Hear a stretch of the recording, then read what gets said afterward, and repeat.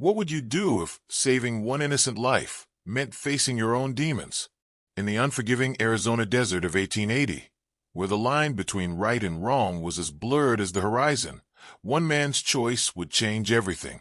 This is the story of Jake Morrison, a wanted outlaw whose heart still held a flicker of humanity, and a wounded Apache child whose life hung by a thread. Sometimes redemption comes from the most unexpected places, and sometimes the greatest courage is found not in the barrel of a gun, but in the simple act of doing what's right. But before we begin, leave a like, subscribe to the channel, and tell us where you're listening from. The Arizona sun beat down mercilessly on the Rocky Canyon walls, casting long shadows that seemed to writhe like serpents across the desert floor. Jake Morrison pulled his worn hat lower over his weathered face, his steel-gray eyes scanning the horizon for any sign of pursuit. The leather of his saddle creaked as his horse, a battle-scarred stallion named Devil, picked his way carefully down the treacherous slope. At 32, Jake had the look of a man who'd seen too much and trusted too little. His hands, calloused from years of handling rope and iron, rested easy on his thighs, never far from the twin Colts at his hips. The wanted posters scattered across 3 territories described him as armed and extremely dangerous. And they weren't wrong. "Easy, boy," Jake murmured to Devil as loose stones scattered beneath the horse's hooves. The canyon walls rose on either side like ancient sentinels, their red sandstone faces scarred by wind and time. This was Apache country, and Jake knew it. The thought should have made him nervous, but fear was a luxury he'd abandoned long ago.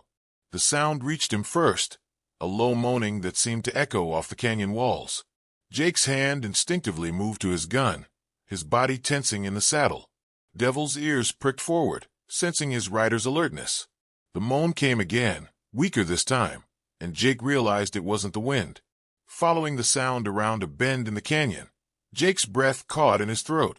There, huddled against a boulder like a broken doll, was a child.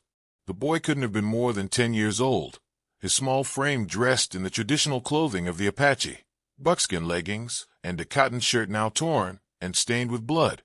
Jake dismounted slowly, his spurs jingling in the desert silence. The child's dark eyes opened at the sound, wide with pain and terror. The boy tried to scramble backward, but a cry of agony escaped his lips as he moved his left arm, which hung at an unnatural angle. "Easy there, little one," Jake said softly, his voice gentler than it had been in years. He held his hands out, showing he meant no harm. "I ain't gonna hurt you." The boy's breathing came in rapid, shallow gasps.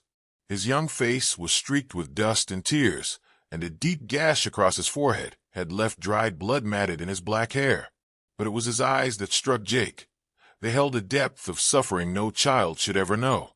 Jake knelt slowly, keeping his movements deliberate and non-threatening.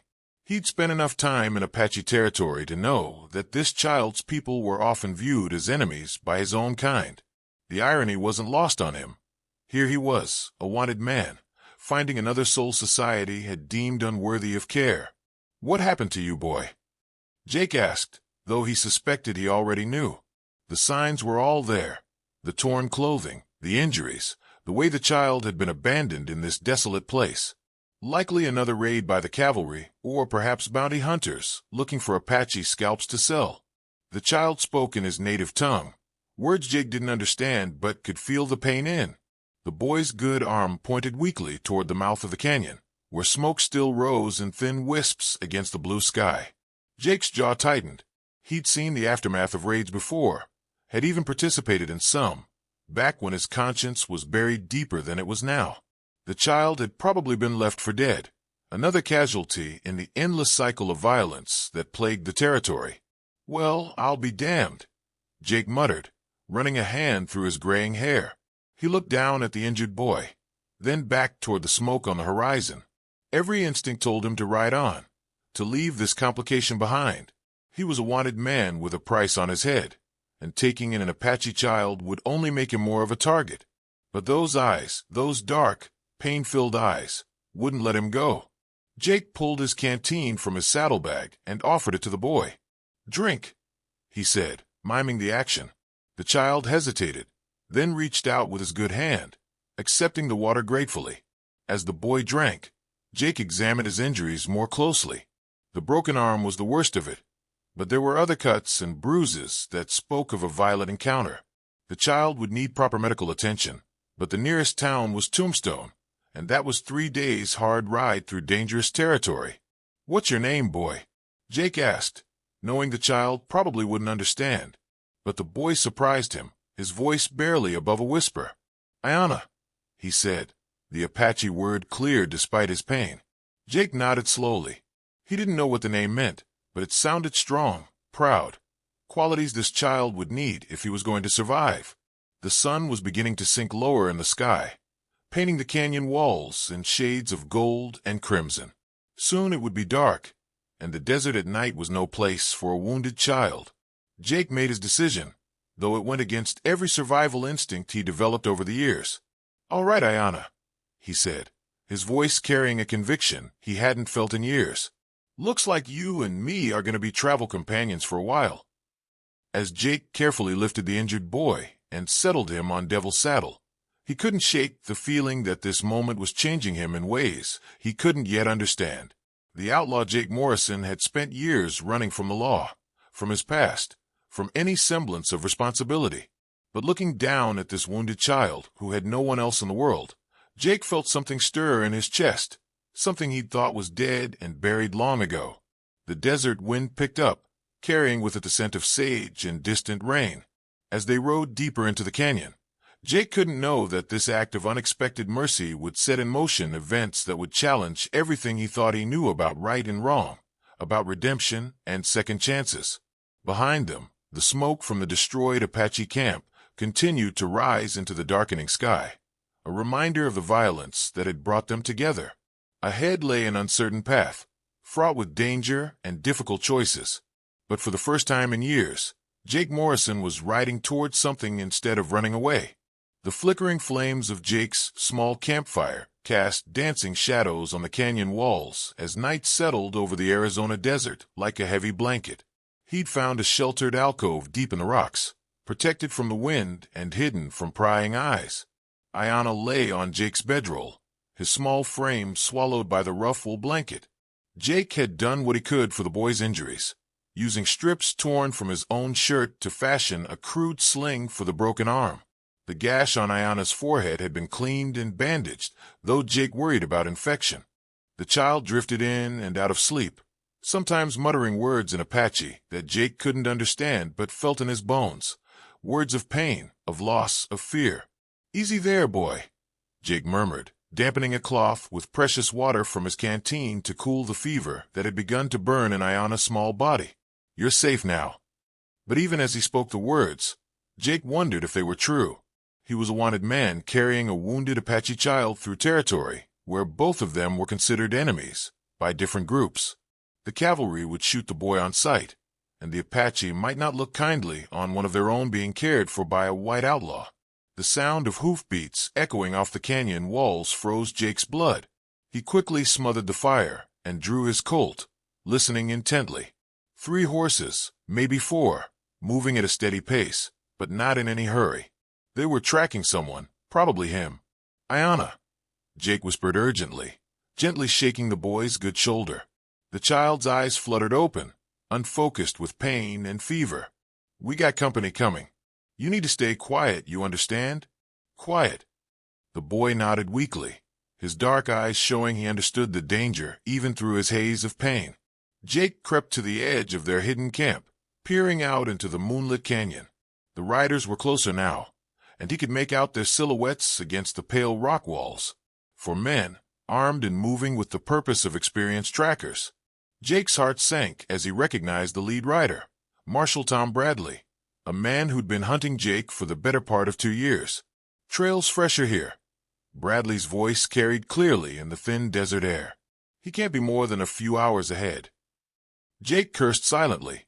He'd been careful to cover his tracks, but the sandy canyon floor held impressions longer than the rocky terrain above.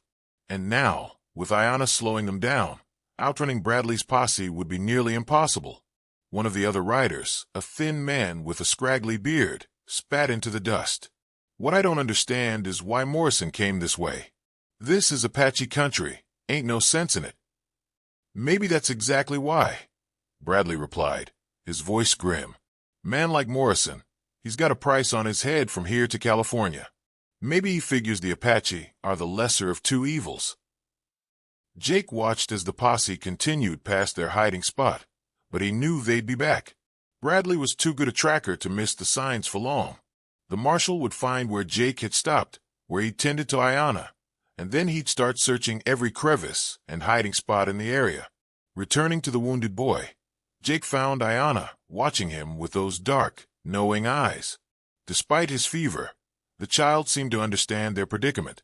He struggled to sit up, his good hand pushing against the blanket. "You go," Ayanna whispered in broken English, surprising Jake with his understanding of the language. "Leave, Ayanna." Jake stared at the boy, struck by the courage in that small voice. Here was a child who had already lost everything, now willing to sacrifice his only chance at survival to save the man who had helped him. "No," Jake said firmly, his voice carrying a conviction that surprised them both. "We go together, or we don't go at all." But even as he spoke, Jake knew their options were running out. Devil was a strong horse, but carrying two riders would slow them down significantly. And with Ayanna injured and feverish, the boy wouldn't be able to hold on during a hard ride. The sound of returning hoofbeats echoed through the canyon, closer this time. Bradley's voice was sharp with the excitement of the hunt. "Found something here, boys. Looks like our outlaw stopped for a spell. Spread out and search every rock, every cave. He's here somewhere." Jake's mind raced through possibilities. He could try to fight, but 4 against 1 were odds that even his skill with a gun couldn't overcome. He could surrender, but that would mean leaving Ayanna to die alone in the desert, something he found he simply couldn't do. Then he remembered the old Apache trail his father had told him about years ago, back when Jake was still a boy himself. His father had been a scout for the army, and he'd spoken of hidden paths through the mountains that only the Apache knew. There was one that led out of this very canyon, but it was treacherous, barely wide enough for a horse and rider. "Can you hold on tight, boy?" Jake asked Ayanna urgently. "I mean really tight with your good arm?" Ayanna nodded, his face set with determination that belonged on a much older person. Jake quickly broke camp, packing their few supplies and lifting the child as gently as possible onto Devil's back. The sound of searchers was getting closer. Jake could hear them calling to each other, methodically checking every possible hiding place. It would only be minutes before they found the alcove where Jake and Ayanna had sheltered. Leading Devil by the reins, Jake began to climb. The path he sought was little more than a ledge carved into the canyon wall by centuries of wind and water. In the moonlight, it looked impossibly narrow, a thread of stone leading up into darkness. Devil balked at first, sensing the danger, but Jake's steady voice and firm hand convinced the horse to trust him. Step by careful step, they began to ascend.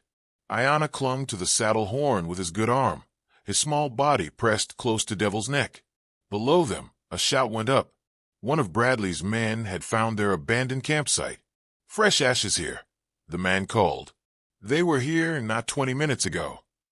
"Find the trail," Bradley commanded. "They can't have gone far." Jake pressed himself against the rock wall as Devil picked his way along the treacherous path. One wrong step would send them all plummeting to the canyon floor below. The ledge was so narrow that Jake's shoulder scraped against the stone, and he could feel loose rocks tumbling away beneath Devil's hooves. Ayanna made no sound, though Jake could feel the boy's body trembling, whether from fever, fear, or pain. He couldn't tell. Probably all three. The path seemed to go on forever, winding upward through the darkness. Jake's legs burned from the strain of climbing, and his heart hammered against his ribs. Behind them, he could hear Bradley's men calling to each other as they searched the canyon floor, their voices growing more distant with each step upward. Finally, after what felt like hours, but was probably only minutes, the path widened onto a small plateau. Jake allowed himself a moment to catch his breath, while Devil stood with his head hanging, sides heaving from the climb. "How you doing, boy?" Jake asked softly. Ayanna's response was barely a whisper, but it carried a strength that humbled the outlaw. "Ayanna strong." Jake smiled despite their circumstances. "Yes, you are. Stronger than most grown men I know." They had escaped Bradley's immediate pursuit, but Jake knew the marshal wouldn't give up easily. Come morning, the posse would find the trail, and the hunt would continue. But for now, they had bought themselves time and space. As they rode across the plateau under the star-filled desert sky, Jake found himself thinking about the choice he'd made. A week ago, he would have ridden past the wounded child without a second thought. His only concern would have been his own survival, his own freedom. But looking down at Ayana's small form curled against Devil's neck, Jake realized that something fundamental had changed inside him.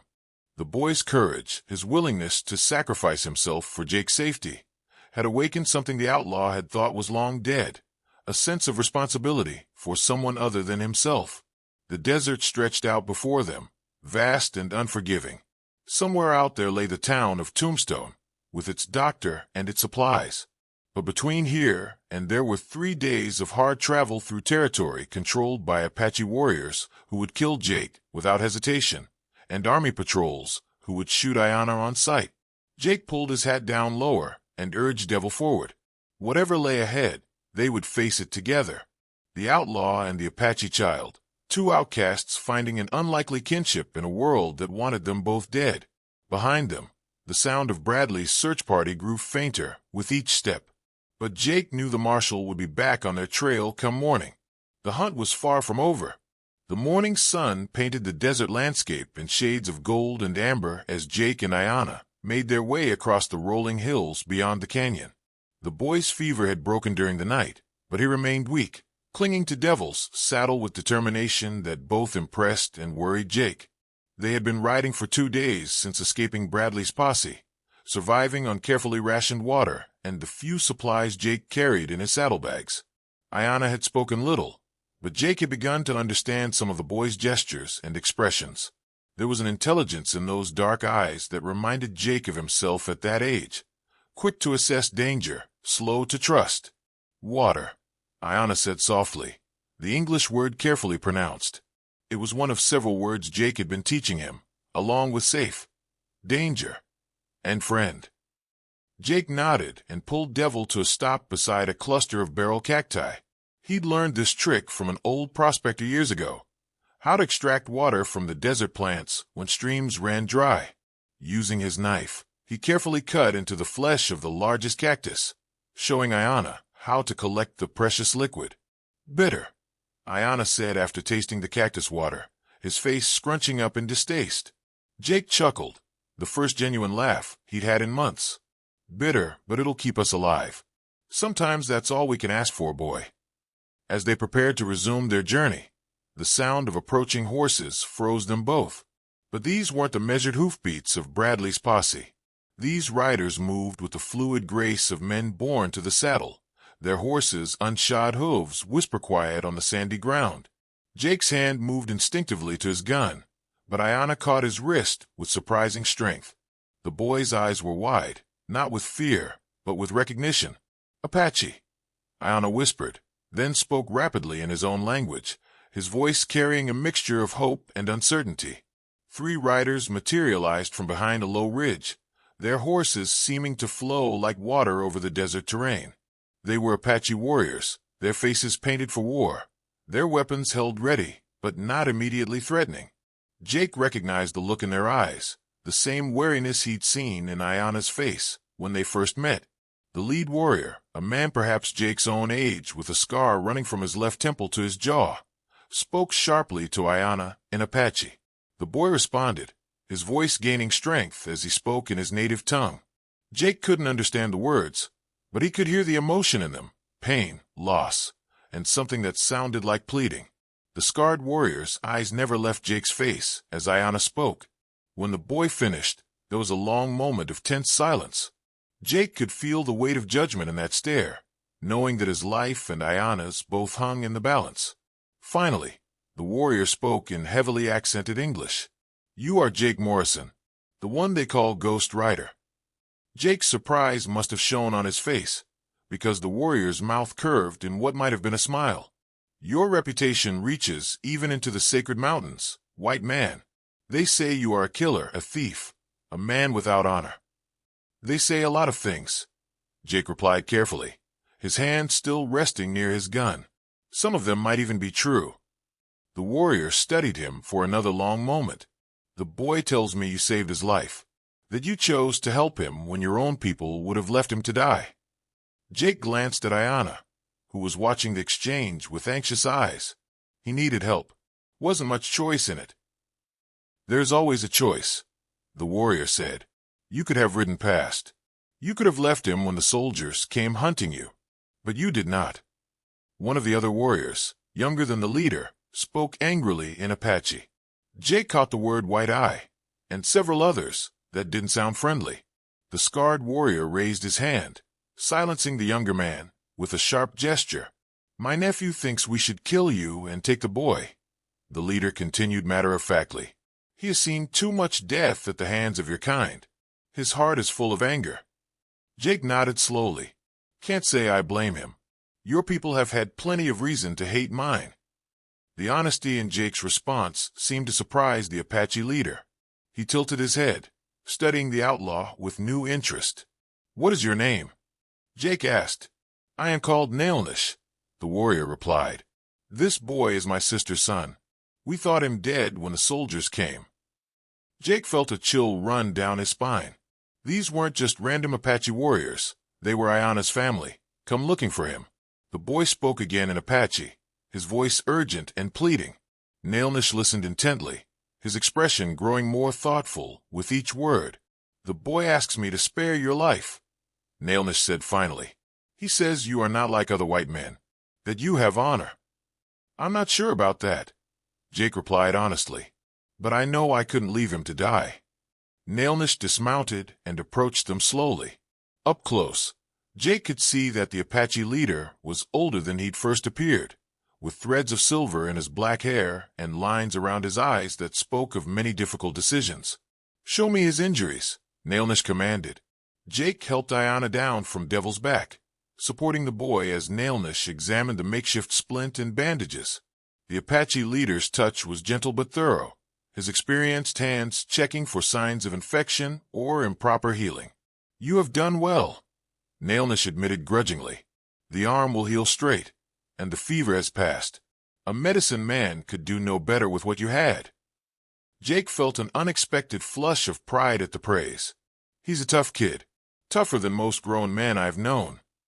He is Apache, Nailnish said simply, as if that explained everything. Perhaps it did. The Apache leader stood and faced Jake directly. You have saved my nephew's life. By the laws of my people, this creates a debt between us. But you are also a white man in Apache territory, and my warriors have families to protect. Jake understood the position Nailnish was in. The Apache leader was caught between gratitude and duty, between personal debt and tribal responsibility. What if I wasn't in Apache territory anymore? Jake asked carefully. Nailnish's eyebrows rose slightly. What do you mean? I was heading to Tombstone. The boy needs a doctor, proper medicine. I could take him there, see that he gets the care he needs, then make sure he gets back to you safely. The younger Apache warrior spoke angrily again, but Nailnish silenced him with a sharp gesture. The leader's eyes never left Jake's face. You would do this. Enter a white man's town with an Apache child. They would arrest you both, or worse. Jake had been thinking about this very problem for 2 days. Maybe. But I know some people in Tombstone. Good people who might help, if I asked the right way. And what do you gain from this risk? Nailnish asked suspiciously. Jake looked down at Ayanna, who was watching the conversation with intense interest despite not understanding all the English words. The boy's dark eyes held a trust that Jake felt he didn't deserve but was determined to honor. Maybe I gain nothing, Jake said finally. Or maybe I gain something I've been missing for a long time. Nailnish studied him for a long moment, then spoke quietly to Ayanna in Apache. The boy responded with words that sounded like a mix of gratitude and determination. Finally, Nailnish nodded. The boy wishes to go with you, the Apache leader said. He says you are his friend, and that he trusts you to keep him safe. Jake felt the weight of that trust settle on his shoulders, like a heavy blanket. I'll do my best. If you betray this trust, Nailnish said, his voice carrying the weight of absolute certainty. "I will find you. No matter where you run, no matter how far you go, I will find you." "Understood," Jake replied. He meant it. Nailnish reached into a pouch at his belt and withdrew a small object, a piece of turquoise carved into the shape of a bird. He handed it to Jake. "This will identify you to my people. Show them this, and they will know you travel under my protection, but only so long as the boy remains safe." Jake accepted the carved stone, feeling its smooth weight in his palm. "How will I find you when it's time to bring him back?" Nailnish smiled, and for the first time, it reached his eyes. "We will find you, Ghost Rider. We always do." The Apache warriors mounted their horses with fluid grace. Before they rode away, Nailnish spoke once more to Ayanna, his words carrying the cadence of a blessing or a prayer. The boy straightened, his young face set with new determination.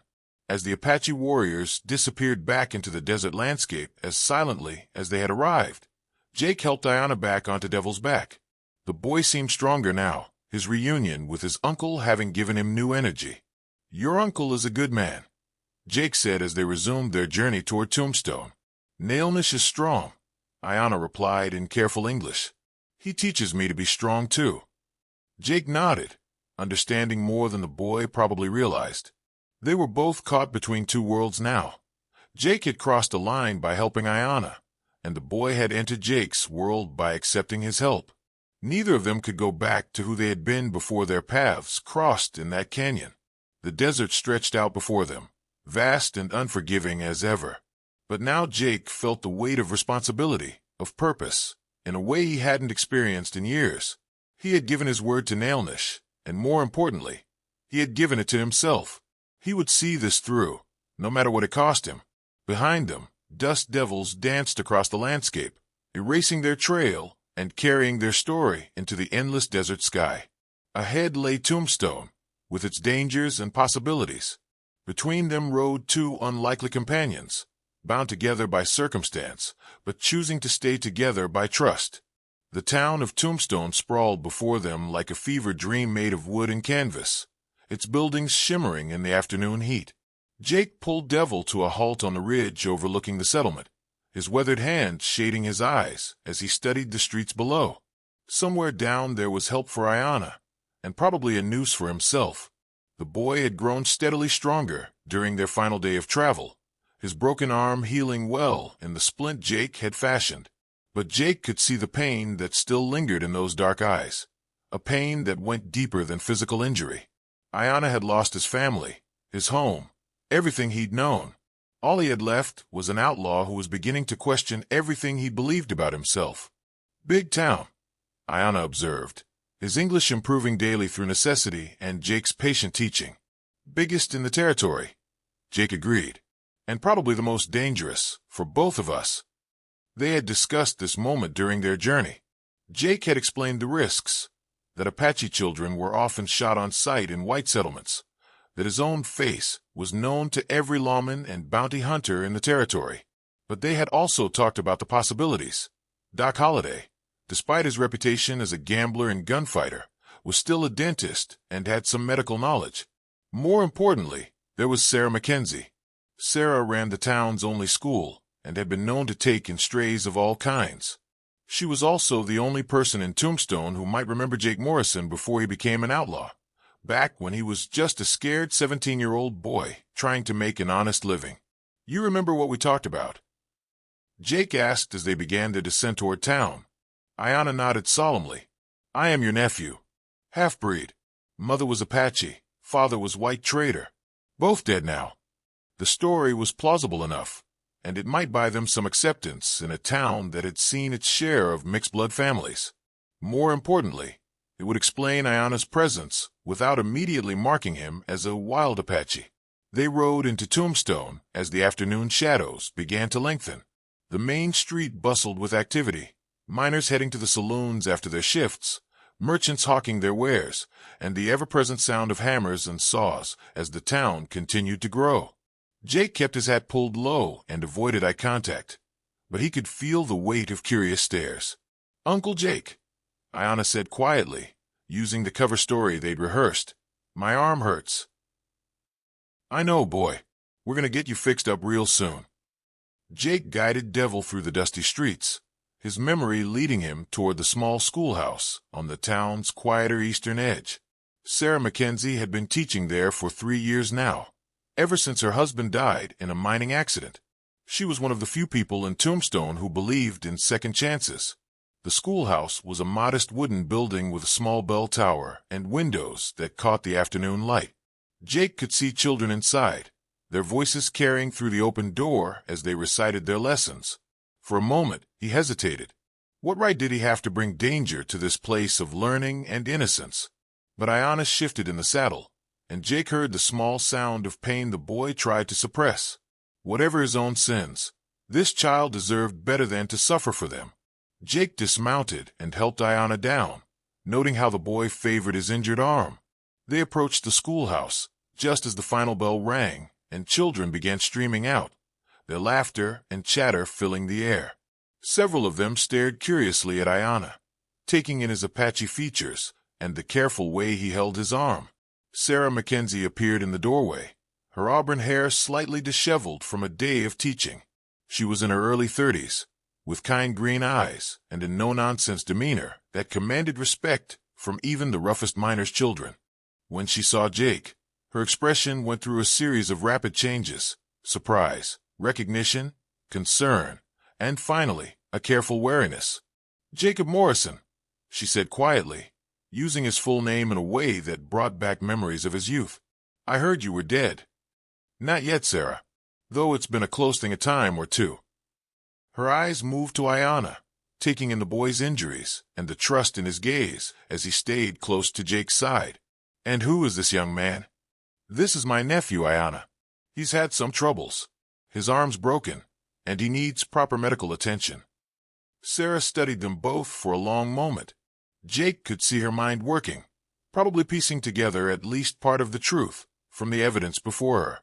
She was too smart not to recognize an Apache child when she saw one, and too experienced not to know that Jake Morrison wouldn't have a nephew by any conventional means. "Come inside," she said finally. "Both of you." The schoolhouse smelled of chalk dust and children's lunches, a comforting smell that reminded Jake of possibilities he'd given up long ago. Sarah led them to her desk at the front of the room, where she kept a small medical kit for playground injuries. "Let me see that arm," she said gently to Ayanna. The boy looked to Jake for permission, then allowed Sarah to examine the makeshift splint. Her touch was careful and professional, and Jake found himself impressed by her competence. "This is well done," she said, glancing at Jake. "You've had medical training?" "Learned a few things in the war," Jake replied. "You pick up skills when you need them." Sarah nodded, understanding more than she said. "The bone is set correctly, but he needs a proper splint and some medicine for the pain. Dr. Goodfellow is the best option, but he'd asked too many questions," Jake finished. "And report to Marshal Bradley," Sarah added. "Word is there's a substantial reward for information leading to your capture." Jake felt Ayanna tense beside him. The boy might not understand all the English, but he could sense the danger they were discussing. "What about Doc Holliday?" Jake asked. Sarah considered this. He might help, for the right price. "But Jake, you have to know. Bringing this child into town, being seen with him, it's going to raise questions. People are going to want to know where he came from. What happened to his family?" "We've got a story," Jake said. "Half-breed orphaned. I'm his only family left." "And when they want proof? When they want to know which reservation he came from, or who his parents were?" Jake hadn't thought that far ahead, but he could see the problem. In a town like Tombstone, strangers were automatically suspect, especially Apache strangers. "There might be another way," Sarah said slowly, "but it would require you to trust me completely, and it might not work." "I'm listening." Sarah moved to her desk and pulled out a sheet of official-looking paper. "I've been authorized by the territorial government to establish a school for displaced children, orphans, children of mixed heritage who don't fit into reservation or white society. The paperwork is still being processed, but I have the authority to take in children who need help." Jake began to understand. You're saying you could take Ayanna unofficially? I'm saying I could provide him with legal protection and documentation. As far as anyone would know, he's a student in my experimental program. But Jake, she paused, her green eyes meeting his directly. This would mean leaving him here. With me. You couldn't stay. The words hit Jake like a physical blow. He'd known this moment would come, had even planned for it.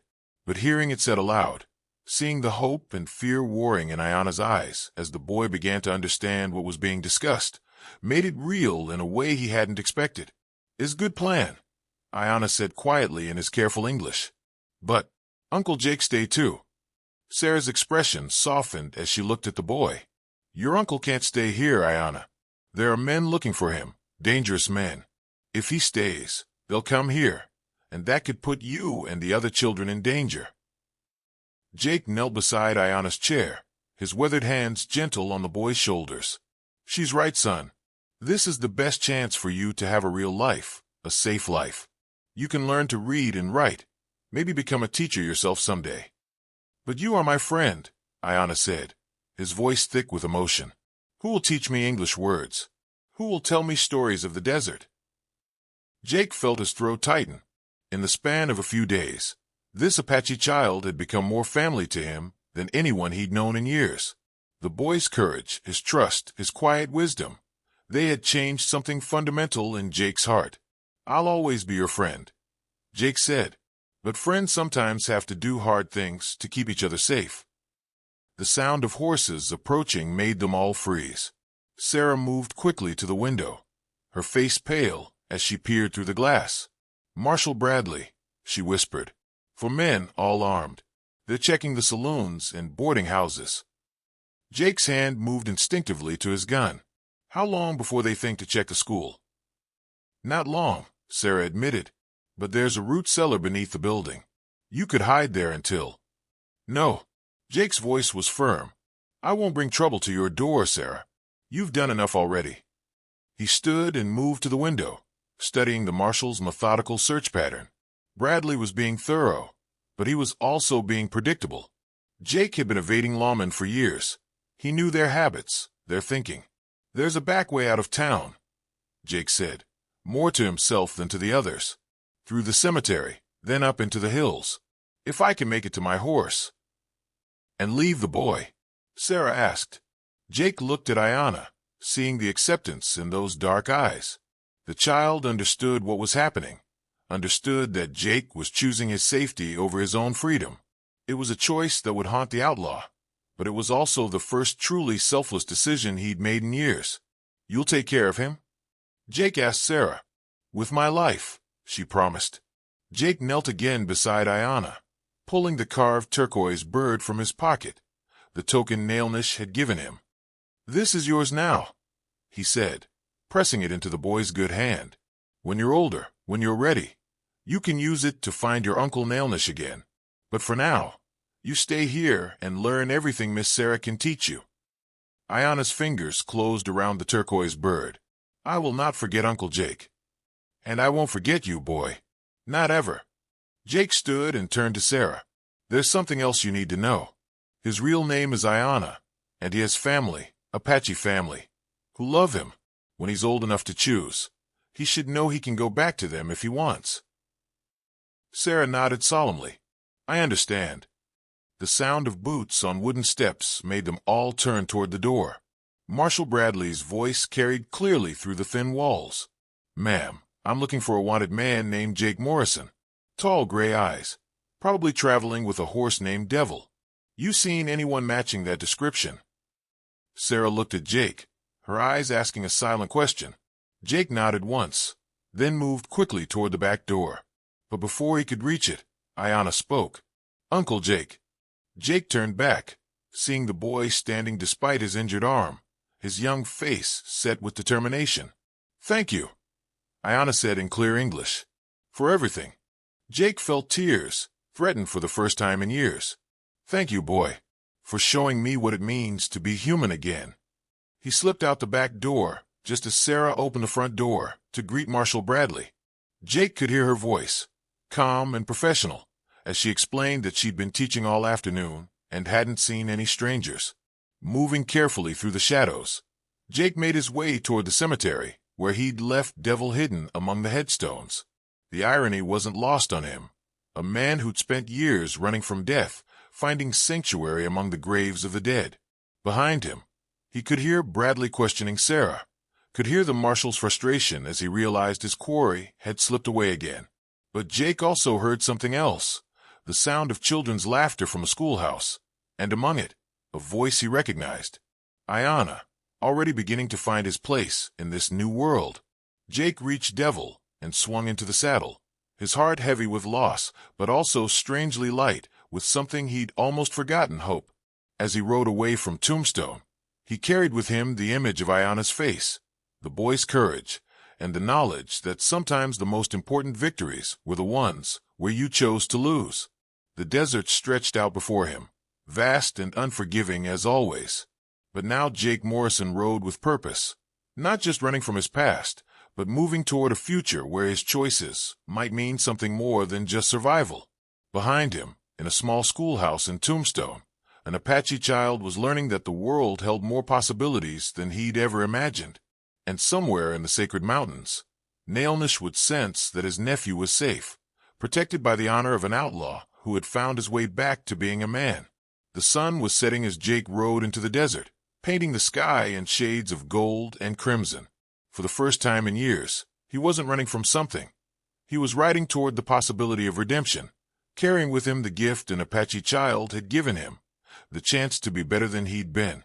The outlaw Jake Morrison was still a wanted man, but he was no longer a lost one. And sometimes, that was enough to change everything. If you like this story, leave your opinion in the comments and, of course, leave a like and subscribe. Turn on the notification bell so you don't miss any videos. Big hug and see you soon.